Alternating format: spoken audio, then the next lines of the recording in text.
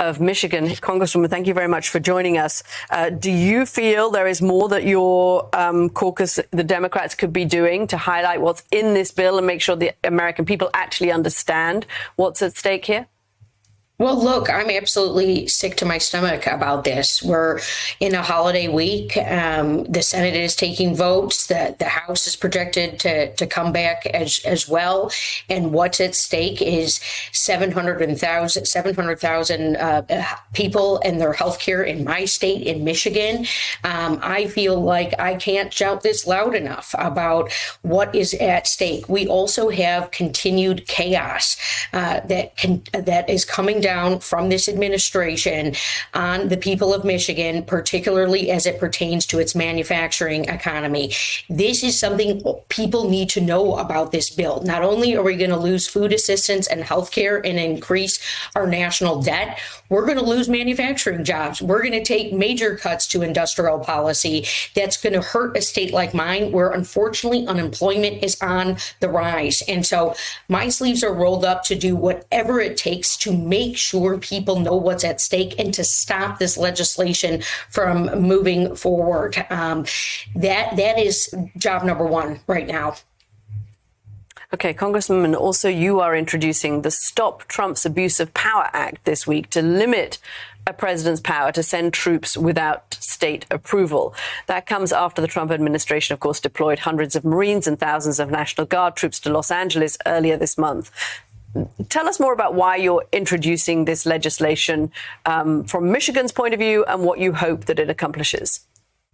Well, look, what we saw earlier this month with Donald Trump deploying the military into Los Angeles against the explicit wishes of local law enforcement and the state of California reeks of abuses of power. And all of this ties into this exact point about stepping up and pushing back. And I'm going to tell you, I'm running for United States Senate in the great state of Michigan.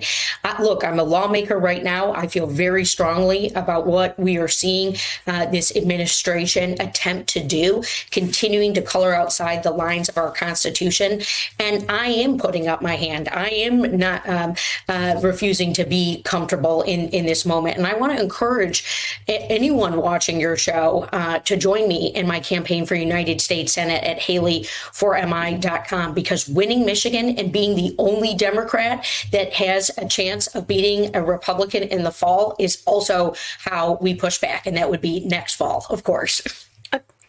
Okay, so let's talk about that Senate run. Last week, of course, we saw the upset victory in New York. Zohran Mamdani defeating Andrew Cuomo in the mayoral primary. We're going to talk about it later in the program for some of the things that Mr. Mamdani has said or not said over the weekend. But I want to talk to you about how he ran his campaign. What does somebody like you take away from that campaign, both in terms of the way he conducted the campaign, which I think many Democrats think, okay, here we see some kind of a model of communications and outreach and breaking through and getting attention, but also the policies that he ran on. Are those kind of policies that could work for you? Is he too far to the left of you for Michigan? How did you feel about what he was saying and doing?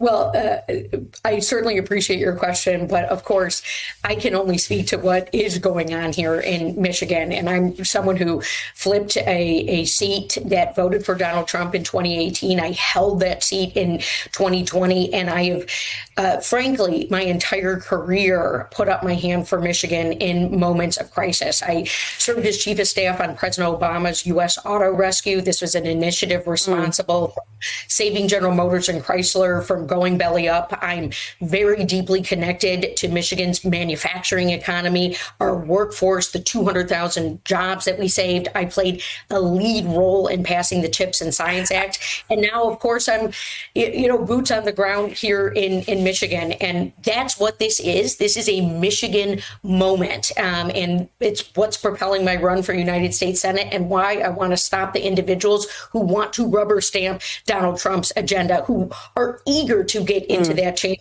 to vote for this big tax scam legislation. That cannot stand. We need proven lawmakers, effective individuals who want to be, frankly, what I want to be, Michigan's champion in the United States Senate.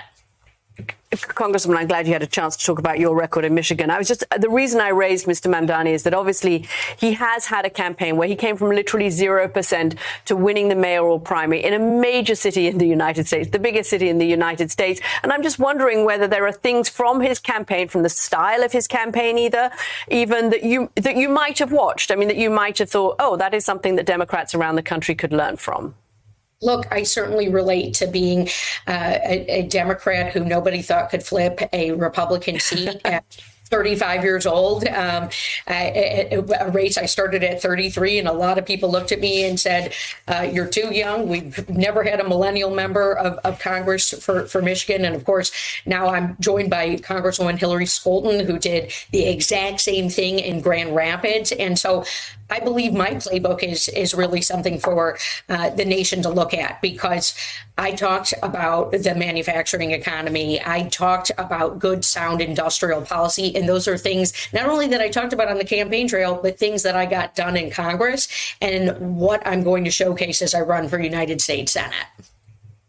Okay, Democratic Congresswoman Haley Stevens of Michigan, thank you so much for joining us. Good luck with your campaign. Thank you.